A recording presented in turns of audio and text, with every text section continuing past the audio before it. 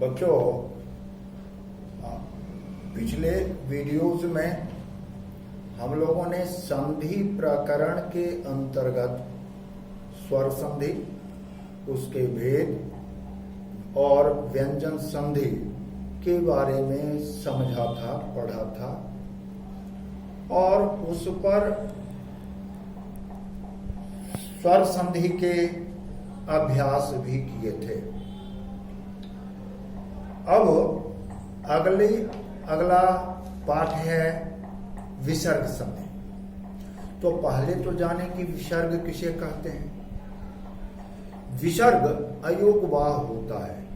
अयोगवाह वैसे वर्ण को कहते हैं जो बिना योग का वहन नहीं हो। अनुस्वार और विसर्ग इन दोनों वर्णों को बिना किसी वर्ण, चाहे वह स्वर वर्ण हो या व्यंजन वर्ण हो, उसके योग के उसको बोला नहीं जा सकता।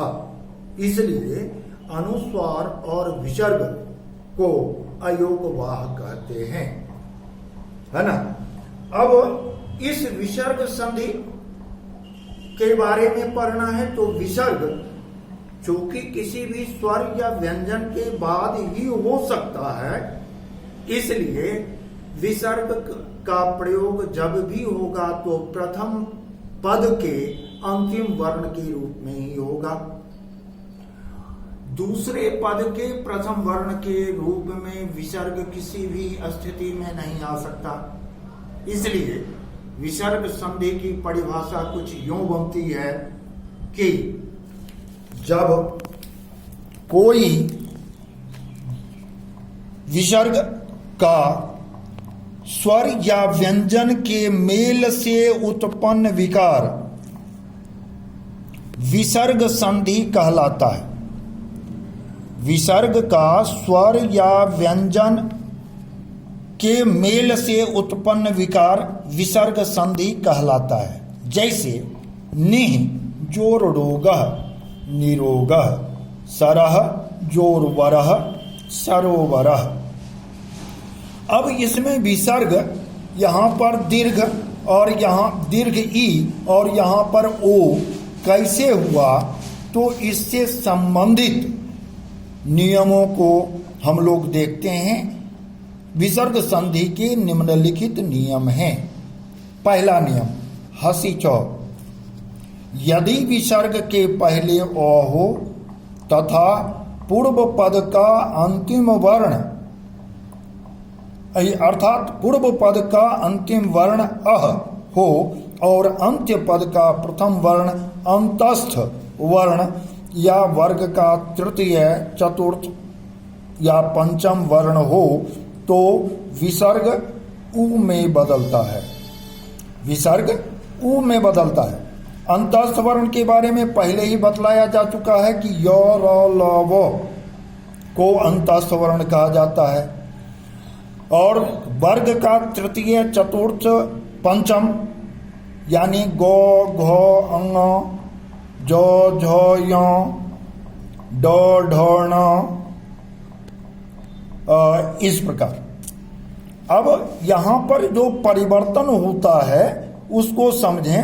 तो अह, जैसे प्रथम वर्ण का अंतिम प्रथम पद का अंतिम वर्ण अह है, तो अह में ओ रह गया और विसर्ग उ में बदला। अब ओ और उ मिलकर के संयुक्त स्वर ओ में बदलता है। और इस प्रकार मनः जोर रथः बराबर मनोरथः, मनः मोहलंत जोर ओ जोर नो हलंत जोर अह, जोर रो हलंत जोर ओ जोर थ विसर्ग। अब यहाँ पर नो हलंत और अह, नो हलंत में ओ लगा तो नो हुआ और उ विसर्ग का उ, तो कुल मिलाकर व्यंजन नु बन गया और तब ये हुआ मनोरथ। इसी प्रकार पुरः जोर हितः पुरोहितः, यहाँ पर भी विसर्ग और विसर्ग ओ में बदल गया और इसके बाद हितः लिखा गया तो पुरोहितः। यह तो प्रथम नियम था हसी चौ। अब दूसरा नियम देखते हैं। कि यदि विसर्ग के बाद चौ छौ टौ ठौ या तौ थौ हो तो विसर्ग तदनुरूपी तालव्य स, मूर्धन्य स, दंत स में बदल जाता है। बच्चों, उच्चारण के दृष्टिकोण को फिर दिमाग में लाइए तो ईचु यशानाम तालु यानी चौ और छौ चवर्ग के अंतर्गत है तो उसके लिए तालव्य स होगा। ऋतु रसाणाम मूर्धा के आधार पर टौ हलंत और ठौ हलंत के सौ हलंत या तौ हलंत और थौ हलंत अगर रहेगा तो दंत सौ हलंत में बदलता है। उदाहरणतः निह जोड़ छलह निश्छलह, यहाँ पर विसर्ग छ के कारण तालव्य स्व में बदला, जबकि धनु जोड़ टंकारह धनुष टंकारह विसर्ग मूर्धन्य स्व में चूंकि ट है और इतः जोड़ ततः इतस ततः यहाँ दंत स्व में बदलने का अर्थ ये हुआ कि यह त है। ट होने के कारण यहाँ दंत स्व हुआ। अब बच्चों, इस नियम को समझ लिया होगा कि जिस प्रकार का वर्ण होता है उसी प्रकार के स्व का उच्चारण होता है। तालु के लिए तालव्य स्व, मूर्धा के लिए मूर्धन्य स्व और दंत के लिए दंत स्व का व्यवहार होता है विसर्ग के लिए। अब अगला नियम देखें, वाषणी। यह हुआ कि यदि विसर्ग के बाद कोई सकार हो तो विसर्ग तद अनुरूपी सकार में बदलता है। फिर वही स्थिति कि कोई सकार, सकार कहने का मतलब विसर्ग के बाद द्वितीय पद का प्रथम वर्ण कोई भी तालव्य स्व, मूर्धन्य स्व, दंत स्व हो सकता है। और अगर ऐसी स्थिति है तो तालव्य स्वर के रहने पर विसर्ग तालव्य स्व में, मूर्धन्य स्वर के रहने पर विसर्ग मूर्धन्य स्व के रूप में और दंत स्व के रहने पर विसर्ग दंत स्व में बदलता है। उदाहरणतः दुह जोड़ शासनः दुशासनः, इसी तरह निह जोड़ संदेह निस्संदेह। अब इसका यह भी है कि या तो सकार में बदलिए या बिना परिवर्तन का उसको यूं ही लिख दीजिए, जैसे कि दुह जोड़ शासनः दुह शासनः, निह जोड़ संदेह निह संदेह। ठीक है। अगला नियम जाने, रोरी ढ्रलोपे पूर्वस्य दीर्घोणः, अर्थात यदि विसर्ग के बाद रोहलंत आए तो विसर्ग के पहले वाले ह्रस्व स्वर दीर्घ का दीर्घ हो जाता है। विसर्ग के पहले वाले ह्रस्व स्वर दीर्घ स्वर में बदल जाता है। यहाँ देखते हैं निह जो रुड़ोगा, निह विसर्ग है उससे पहले हर्ष इकार हुआ है, इसलिए इस रोरी ढ्रलोपे पूर्वस्य दीर्घोण दीर्घ बनने के लिए निह को नौहर्षिकार को नौ दीर्घिकार में बदल दिया गया। इसी प्रकार दुह में आने वाला हर्ष उकार जो है वह संधि होने के बाद दीर्घ उ में बदल गया। अब अगला नियम समझें, सस जुखो रुह, अर्थात विसर्ग के पहले ओ आ को छोड़कर कोई स्वर रहे, जैसे यहाँ पर देख रहे हैं निह में ई का प्रयोग हुआ है, और बाद में कोई स्वर जैसे यहाँ पर ऊ है, या वर्ग का तृतीय चतुर्थ या पंचम वर्ण हो जैसे इसमें गौ है तृतीय वर्ण, तो कहा जाता है कि विसर्ग आधा रो में बदल जाता है और इसके बाद उसका उपयोग होता है। तो निह जोर उपायः, निर विसर्ग रोहलंत में बदला और उसके बाद उ जोड़ा गया तो हो गया निरुपायः। इसी तरह से दुह जोड़ गंधः, तब विसर्ग आधा रो में बदलकर रेप हो गया तो शब्द बना दुर्गंधः।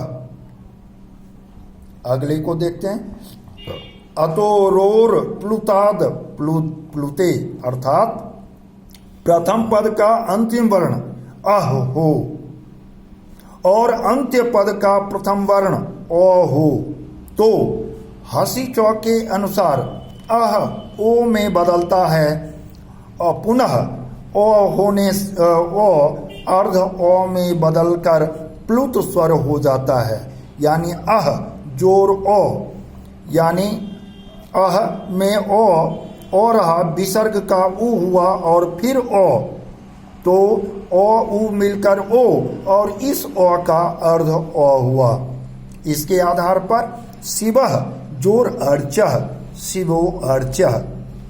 कह जोर अयम, कह में क हलंत जोर अह, तो क हलंत का ओ जुड़ गया तो क हुआ, विसर्ग का उ हुआ तो ओ उ जोड़कर को हो गया। इस अयम का ओ आधा, यम को अयम। विसर्जनीय सह, अगला नियम है कि विसर्जनीय सह, जिस विसर्ग का स्वहलंत होता है उसे सत्व संधि कहते हैं। पीछे बताया जा चुका है कि ये नियम के हसीचो के अनुसार ये विसर्ग के बाद चौ छो टो ठो तो थो रहने पर तालव्य स्व मूर्धन्य स्व विसर्ग तालव्य स्व मूर्धन्य स्व दंत स्व में बदलता है। लेकिन अब यहाँ पर है कि शिवः, उसी के आधार पर शिवः जोड़ तथा दंत, तो दंत व्यंजन है तो इसलिए विसर्ग का अर्ध यानी दंत स्व हलंत हुआ, तो शब्द बन गया शिवः जोड़ तथा शिवस्तथा। ततः जोड़ते ततस्ते। ठीक है। अब अगला नियम है इद दुदूत पदस्य चा प्रत्ययः, अर्थात विसर्ग के पहले हर्षई या हर्ष उ रहने पर तथा बाद में क ख प फ रहने पर विसर्ग का मूर्धन्य स्व होता है। इसे खत्व विधान कहते हैं। जैसे निह जोड़ फलम निष्फलम, दुह जोड़ कृतम दुष्कृतम। इस प्रकार विसर्ग संधि का समापन हुआ। अब आप लोगों को व्यंजन संधि और विसर्ग संधि से संबंधित अभ्यास के प्रश्न दिए जाएंगे, जिसे आप लोगों को बना कर कल से परसों तक जमा करना होगा। सभी इस बात पर ध्यान देंगे। धन्यवाद।